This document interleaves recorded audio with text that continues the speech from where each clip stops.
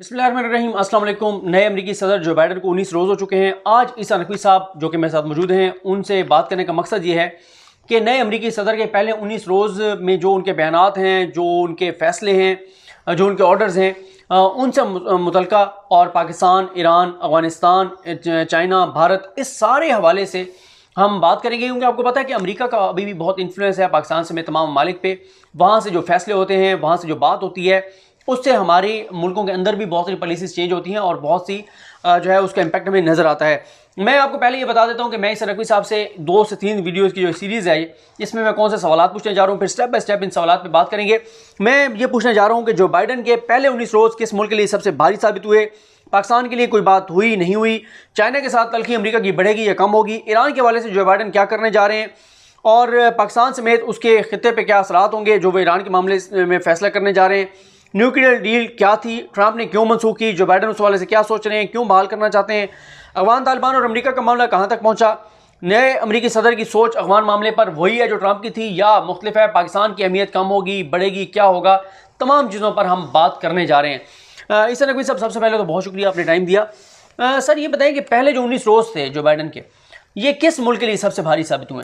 देखें, जो बाइडन ने जो फ़ैसले लिए हैं, अमूमन जब एक अमरीकी सदर के बाद या एक पार्टी जिस तरह डेमोक्रेट्स हैं उनके बाद रिपब्लिकन्स आएंगे, रिपब्लिकन्स के बाद डेमोक्रेट्स को बहुत ही मैसिव किस्म की तब्दीली नहीं नज़र आती।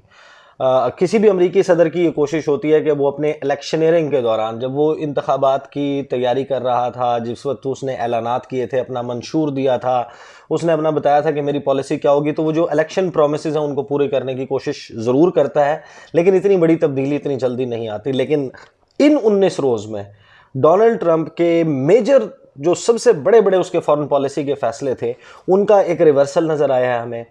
उसकी इंटरनल पॉलिसी को चेंज किया है।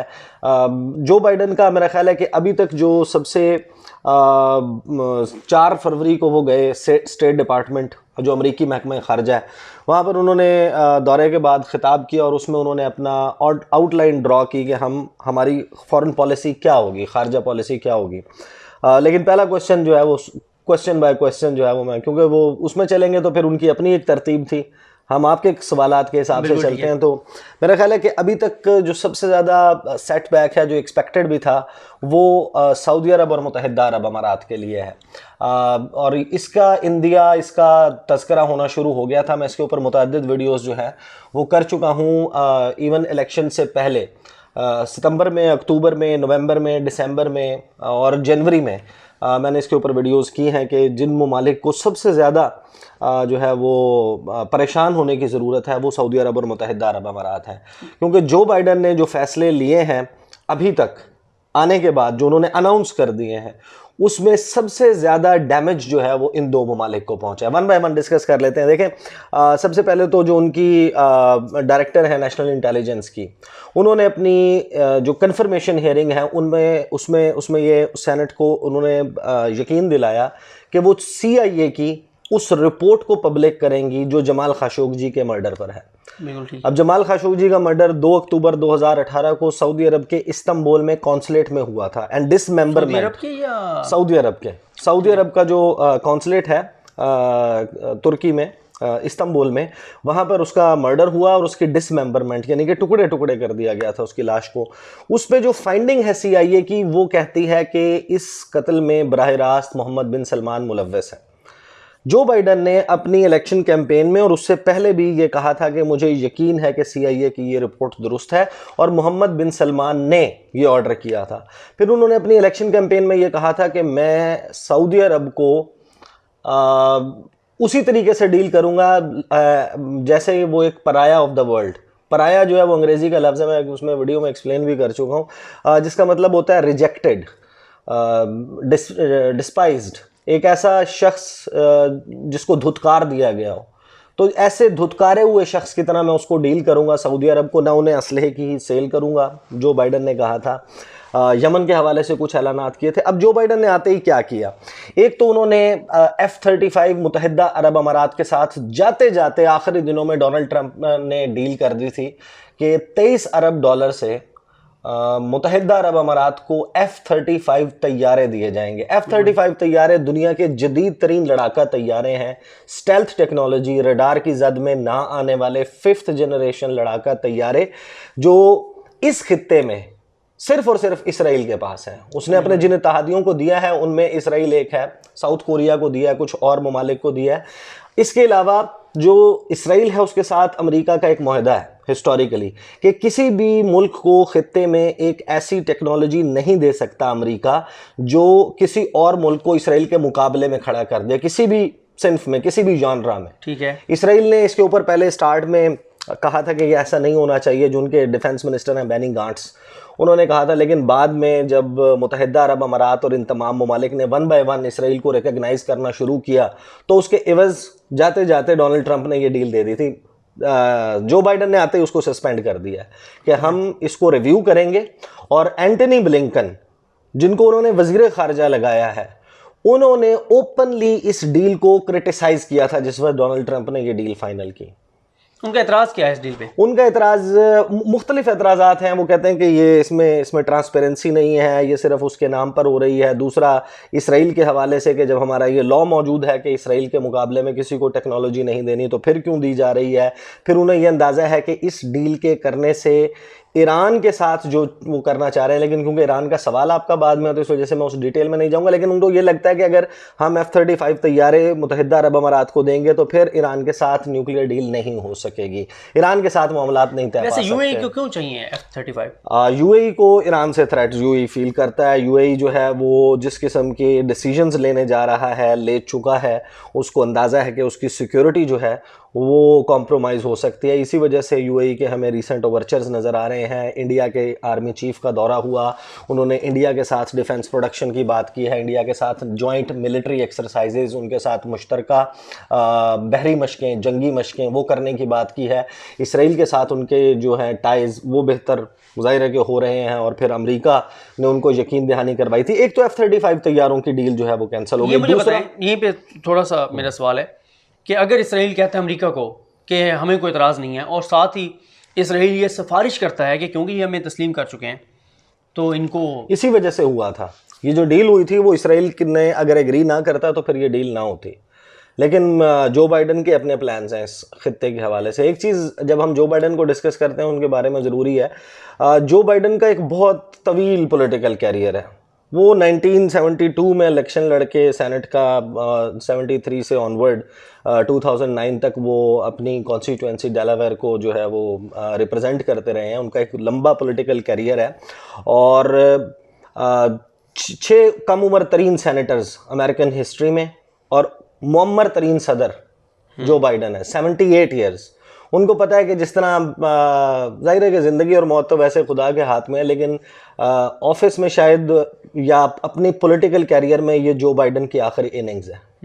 एक बंदे ने एक बहुत बड़ा अरसा गुजारा है, पावर सर्कल्स को देखा है, मुख्तलिफ रोल्स, वाइस प्रेसिडेंट रहा है, वो फॉरेन अफेयर्स कमेटी, मुख्तलिफ कमेटीज़ को हेड करता रहा है, अपनी कॉन्स्टिट्यूएंसी को जो है वो रिप्रेजेंट करता रहा है। उसको पता है ये उसकी आखिरी इनिंग है और उसने इसको अपने लिए बेस्ट इनिंग जो है वो खेल के उसने चले जाना है। अच्छा, अभी आप यूएई की बात कर चुके हैं, आप ज़रा इसराइल पे सऊदी अरब के हवाले से उन्होंने ये कहा कि सऊदी अरब को भी असलहे की सेल जो है वो बंद कर दी।